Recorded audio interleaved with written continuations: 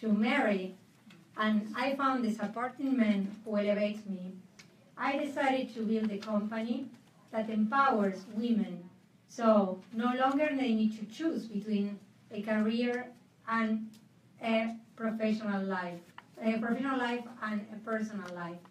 So we developed a technology that, on one hand, brings the talent from around the world, because as we all know, talent is universal, but opportunities are not.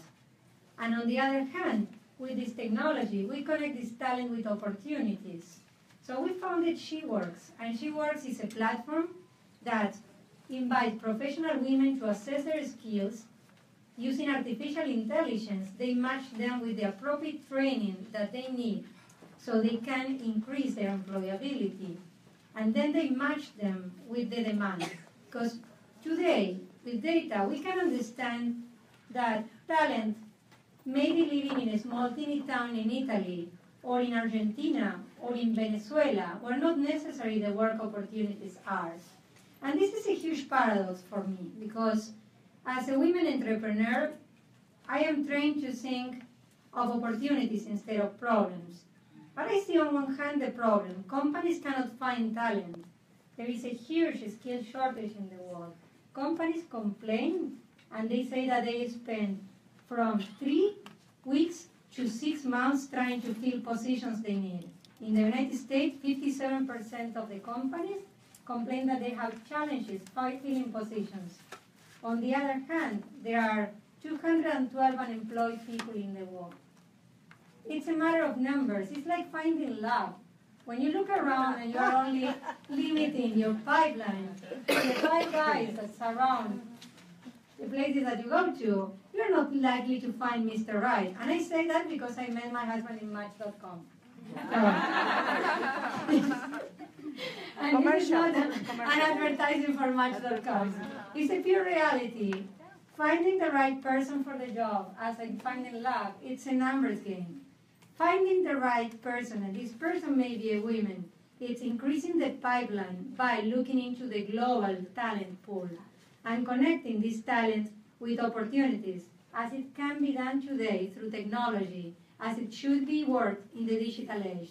So many times we are talking about how we can compensate the work that is done at the home, because women traditionally were the ones that were in charge of caregiving.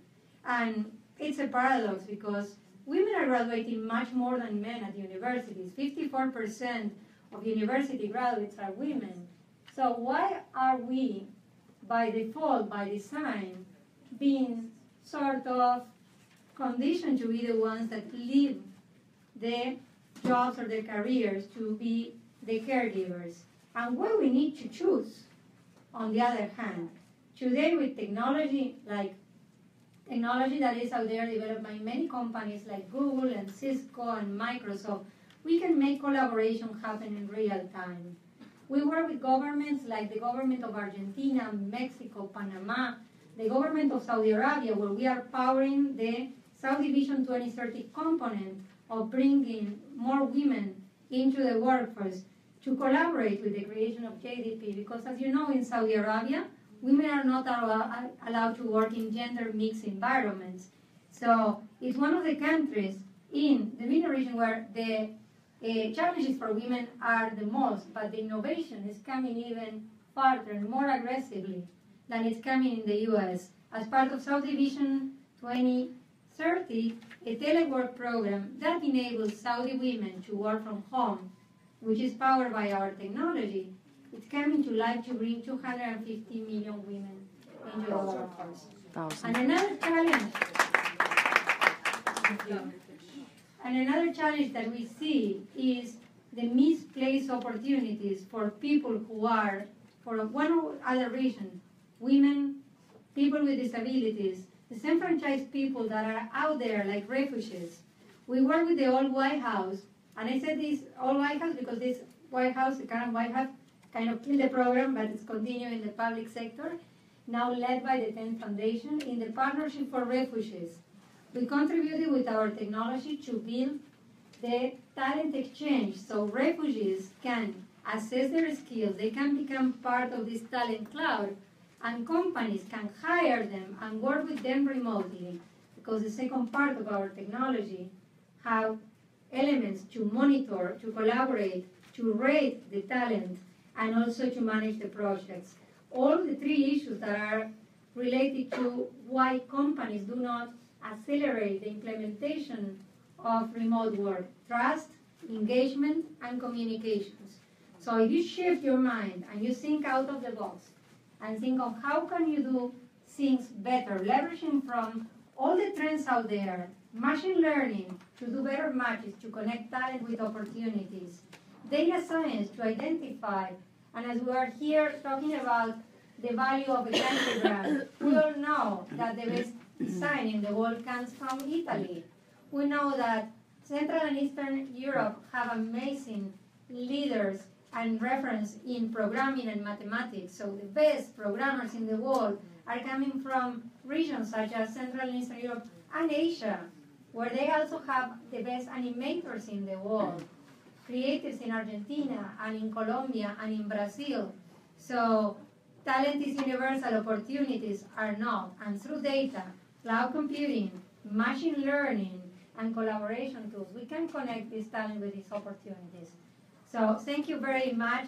And as I said, if you want to do something for the future, train your kids, train your little girls, your nieces, your nephews, the friends of your friends, to be princesses, but to be warrior princesses, those that build castles, not those that stay up in the castle and wait to be rescued.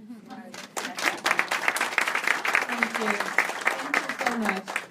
I have a big issue. I don't know how to handle this because the time is over.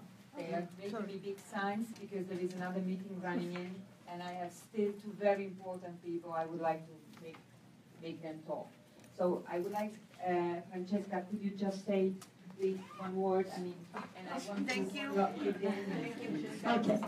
The most important thing that women can do for themselves and for your daughters is really to have fearless conversations about things that really matter, such as power and influence, and how you use power to help others and influence others, and also about communication skills. And I think my time is up.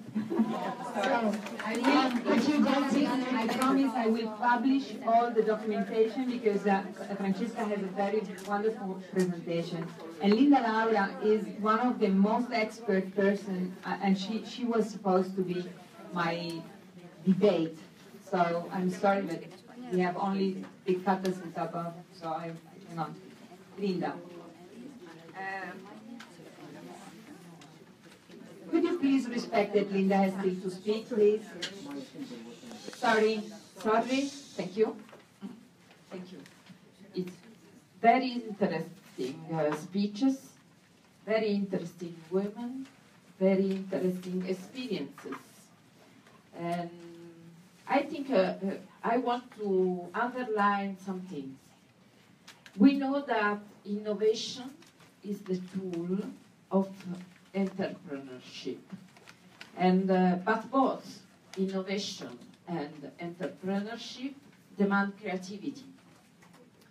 And creativity is a process by which a symbolic domain is changed. And creativity is the ability to make or otherwise bring into existences something new, a new solution to the problem, a new method or device. And creativity is moving from the known to the unknown.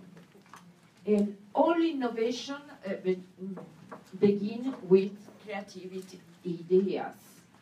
And creativity is the starting point of innovation. Entrepreneurs dislike repetitive and routine work. This is a characteristic, no? And creative entrepreneurs possess high level of energy and perseverance, and they want to transform the idea in something concrete. And they are value added and represent the wealth of a nation. A woman is flexible, works in network, is problem solver, tend to be multitasking, is often very inclusive.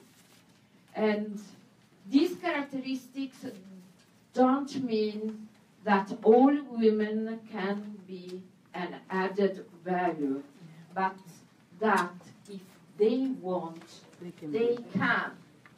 They can and represent really a push